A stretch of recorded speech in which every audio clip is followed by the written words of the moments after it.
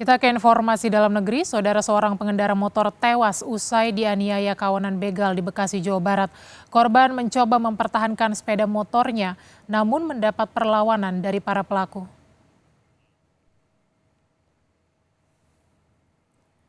Dari rekaman CCTV warga terlihat korban tengah melaju dihadang kawanan begal di Gang Bitung, Bekasi pada Sabtu dini hari.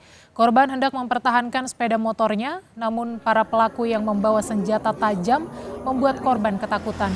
Usai melukai korban, para pelaku kabur melarikan diri dengan membawa motor korban.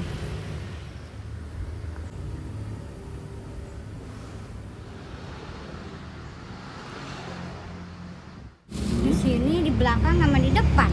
Meninggal di tempat berarti? Meninggal di tempat emang. Itu korban tahu nggak Bu mau kemana saat terus tiba-tiba? Oh, abis itu katanya kata orang ya, saya nggak tahu. Abis Grab. Oh, masih Grab. Grab.